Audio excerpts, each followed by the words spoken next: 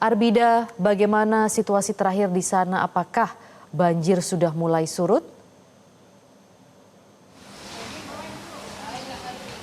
Baik, selamat siang Maria dan juga pemirsa. Benar sekali bahwa banjir sudah mulai surut dan bahkan tadi jika kami dapat jelaskan banjir ini sudah mulai mengering di jam siang tadi sekitar jam 11 hingga saat ini.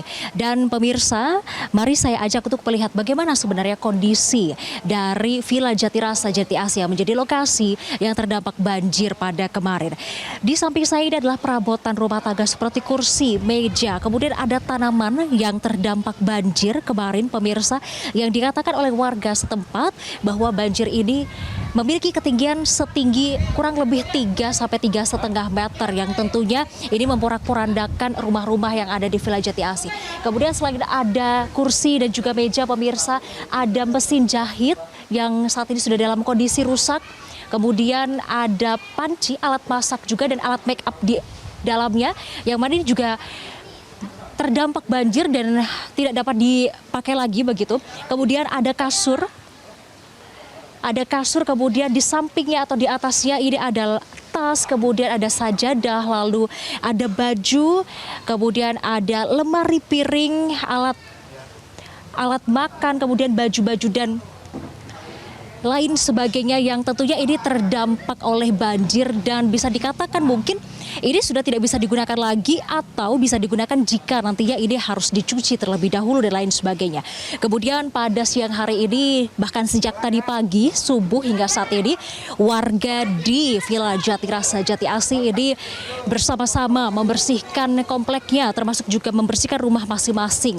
Di mana pemirsa tampak dari layar kaca Anda dari juru kamera Ridwan Bima yang menunjukkan aktivitas warga dari Jatirasa. Pemirsa di sebelah kanan saya atau di kiri layar Anda ini adalah aktivitas dari warga yang tengah membersihkan rumahnya dari sisa-sisa banjir seperti lumpur. Yang mana jika tadi saya sedikit berbincang dengan masyarakat sekitar ini untuk membersihkan satu rumah dari sisa-sisa banjir yakni adanya lumpur dan lain sebagainya atau mengeringkan, membersihkan alat-alat perabotan ini kurang lebih 1 minggu hingga 2 minggu hingga benar-benar kondisi rumah di dalam keadaan yang sangat bersih. Karena pemirsa, jika dapat saya katakan, untuk banjir yang melanda Villa Jatirasa sendiri, ini memang bisa dikatakan tingginya 3 meter dan rata-rata masyarakat yang ada di sini ini berlindung atau mengungsi di lantai 2 rumah mereka karena sebagian besar rumah yang ada di Jatirasa ini adalah dengan bentuk 2 tingkat. Karena mungkin saja karena sudah langganan banjir di daerah sini sehingga mereka mengubah konstruksi bangunan menjadi lantai 2 sehingga mereka jika ada banjir mereka bisa berlindung di lantai 2. Dan mari saya ajak untuk berbincang dengan warga yang sedang membersihkan rumah. Halo Bapak-bapak, selamat siang. Ini pemilik rumahnya siapa nih? Ya, Pak siapa Pak? Niko. Pak Niko, baik Bapak, apa kabar? Ya baik, sehat. Bagaimana kondisi keluarga Pak setelah banjir kemarin? Jadi dievakuasi pada malam hari dan sudah di tempat saudara. Jadi tinggal bebenah beres-beres aja nih. Oke, ini kan rata-rata ada yang berlindung di lantai 2, begitu ya Pak? Ini Bapak ada lantai 2 di rumahnya, tapi mengapa tidak memilih untuk mengungsi di lantai 2 saja Pak? Karena nggak ada listrik kan, listrik nggak ada, air habis.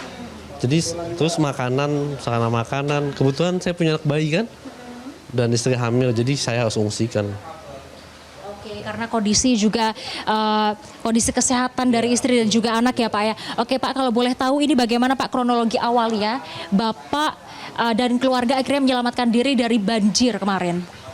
Jadi kita naik pakai tim SAR, jadi kita pas udah setinggi segini ya, jadi kita turun dari tangga gini, segini air, kita naik dari tim SAR, digendong tuh istri, anak, sama adik.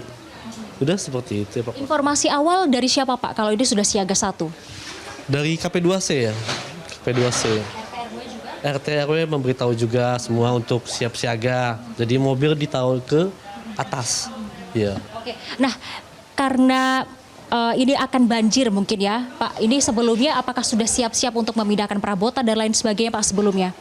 Oh kemarin tuh tahu cepat ya, jadi ada sebagian perabotan yang nggak sempat kita amankan. Jadi ya pasrah aja. Oke. Kalau boleh tahu perabotan penting apa Pak ini yang belum bisa diselamatkan? Ya, seperti itu kulkas, dispenser, bangku-bangku, semua piring, semuanya lah. Perlengkapan dapur lah, kompor segala macam. Oke, Bapak izin apakah saya boleh masuk ke dalam Pak? Oke baik, boleh dengan Bapak Pak untuk menunjukkan bagaimana kondisi yang ada di kediaman Bapak Niko yang ada di Jatirasa ini pemirsa dan Maria. Ada sofa begitu ya Pak ya yang ini sudah terendam banjir, betul. Dan kemudian apa lagi Pak? Ini kursi, banjir, meja, semua kitchen set, semua jam banjir, meja makan, semua terendam banjir, kulkas, listrik. Bagaimana dengan listrik Pak kalau boleh tahu? Listrik padam di jam.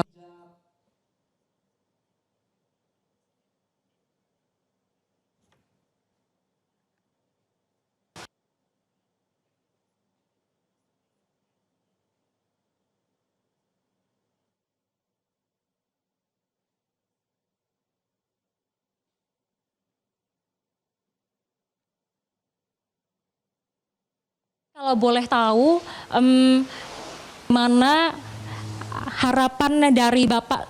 Mari Pak, saya ajak untuk ke depan. Bapak gitu selaku salah satu warga dari Villa Jatirasa. Untuk Pemprov Jawa Barat, Wali Kota Bekasi agar memperhatikan sungai-sungai KP2C agar kita nggak berdampak seperti ini lagi kan. Jadi ya fungsional sungai untuk difungsikan sesuai fungsinya lah. Ya tanggul-tanggul ditinggikan agar tidak terjadi banjir kan. Ya cukup seperti itu. Jadi harapannya adalah agar banjir ini tidak terulang lagi, termasuk juga siklus 5 tahunan tersebut ya Pak? Iya karena sangat merugikan ya Bu, berapa banyak kerugian masyarakat ini kan. Ini kan semua biaya pakai uang nih belinya kan. Iya, enggak kita minta langsung datang kan. Iya, jadi diperhatikan lah untuk sungai, aliran sungai. Supaya pemerintah Jawa Barat, pemerintah Wali Kota Bekasi untuk memperhatikan yang seperti kami inilah. Baik Bapak Niko, terima kasih. Semoga Bapak dan juga keluarga beserta istri dan anak sehat selalu. Mari Bapak. Nah, terima kasih pemirsa. Nah itu tadi perbincangan saya dengan Bapak Niko terkait dengan kondisi rumahnya tadi di dalam perabotan dan lain sebagainya, pun juga aktivitas warga yang pada saat hari ini sedang bersih-bersih rumah dan juga kompleknya dari sisa-sisa banjir yang itu berupa lumpur.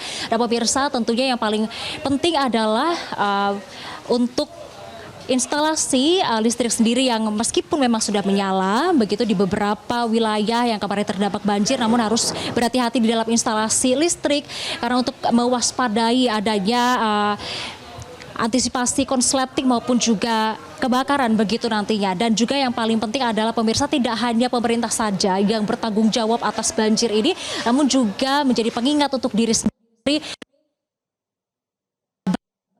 Juga bisa jadi dampak dari perilaku kita membuang sampah sembarangan di sungai begitu. Demikian yang dapat kami sampaikan. Maria, kembali ke studio. Baik, Arbida, mungkin bisa digali lebih lanjut juga terkait dengan aktivitas warga di sana bagaimana setelah banjir sudah mulai surut. Apalagi memang listrik ini masih padam ya di sana.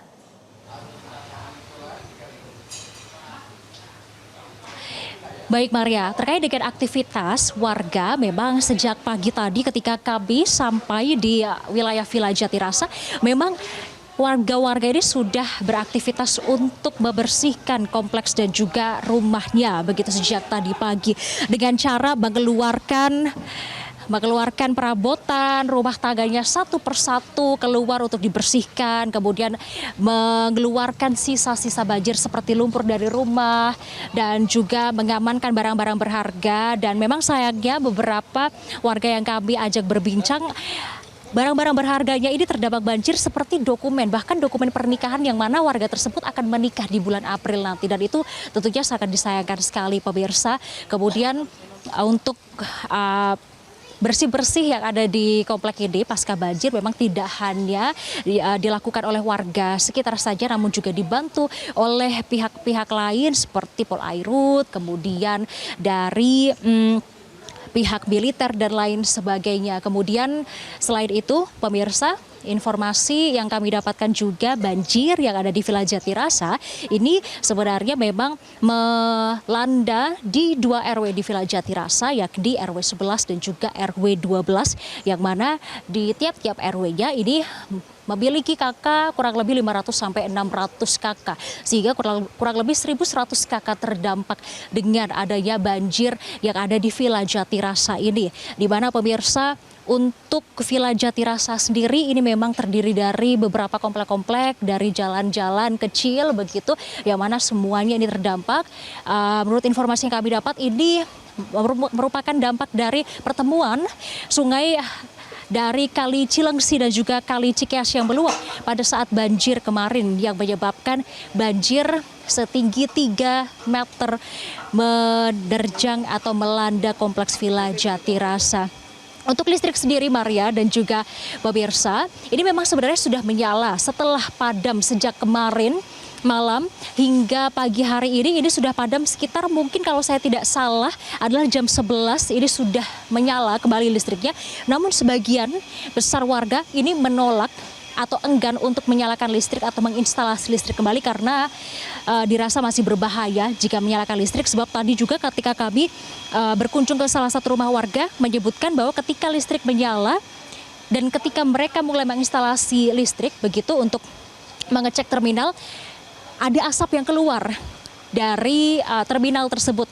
Nah, ini artinya ini masih berbahaya sekali pemirsa. Ini juga imbauan untuk Anda yang menjadi korban banjir dan listriknya sudah menyala untuk ditunda terlebih dahulu untuk menyalakan listrik, karena tentunya untuk mengantisipasi terjadinya konsleting dan juga merugikan diri Anda maupun keluarga tersayang Anda. Nah, ini pemirsa melanjutkan kembali bagaimana aktivitas warga pada siang hari ini begitu ya Pak Maria dan juga pemirsa, ketika air sudah mulai surut, beberapa wilayah juga sudah mulai kering begitu, tinggal membersihkan lumpur-lumpur yang memasuki rumah begitu. Dan tampak dari layar kaca Anda, Maria dan juga pemirsa, dari juru kamera Ridwan Bima, ini salah satu rumah warga sedang membersihkan perabotan seperti kursi dan lain sebagainya. Dan tentu seperti yang saya sudah katakan tadi, bahwa untuk membersihkan rumah ini untuk kembali seperti semula lagi, ini membutuhkan waktu lebih dari 1 minggu bahkan 2 minggu untuk benar-benar kering, untuk benar-benar bersih begitu. Dan tidak hanya listrik yang terdampak pemirsa, air juga terdampak dari adanya banjir ini. Sebab menurut informasi yang kami dapat, air yang digunakan oleh warga dari Villa Jatirasa ini bukanlah air pam, melainkan air sumur begitu, sehingga dikeluhkan juga jika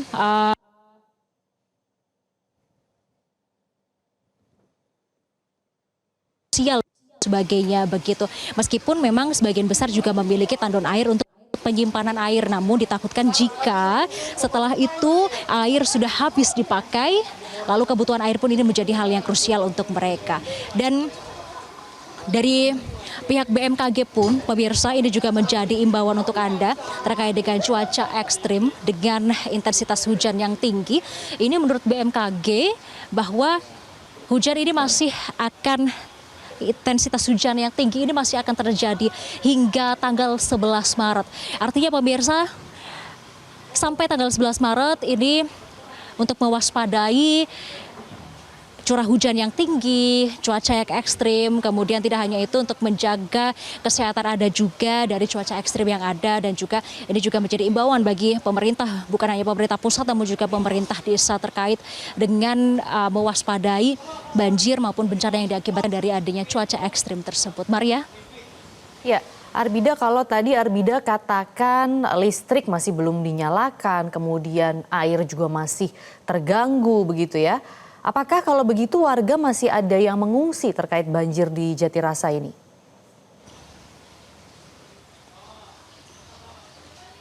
Ya Maria, betul sekali. Seperti yang sudah saya sampaikan sebelumnya, bahwa memang selain mereka mengungsi, maksud saya selain mereka tinggal di lantai 2 rumah mereka, ada juga yang mengungsi, di mana untuk posko pengungsian sendiri memang terletak di beberapa lokasi pemirsa.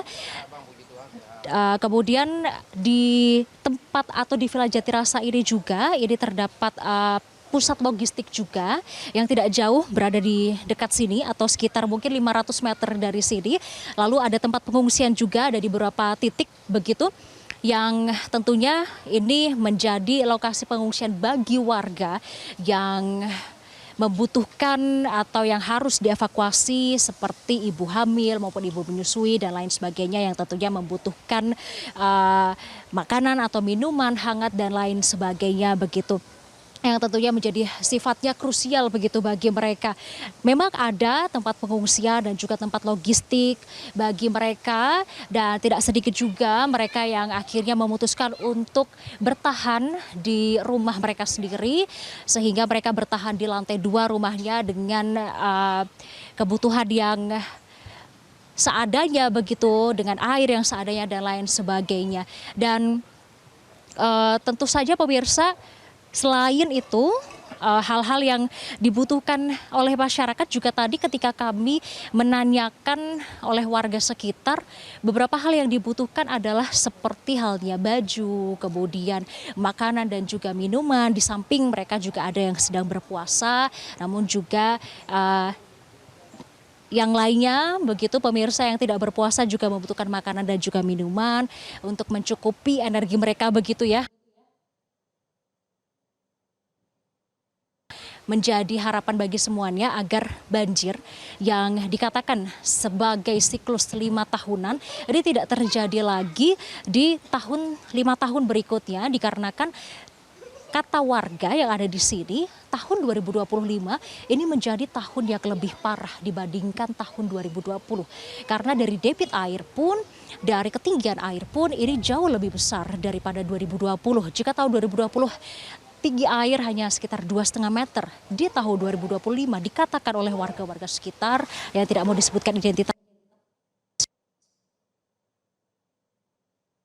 bahkan sampai 6 meter begitu pemirsa dari informasi yang kami baca. Dan itu tadi pemirsa terkait dengan kondisi yang ada di Villa Jatirasa. Maria. Laporan langsung dari Jatirasa, Arbida Dono Sumito. Untuk sementara terima kasih atas informasinya. Jelajahi cara baru mendapatkan informasi. Download Metro TV Extend sekarang.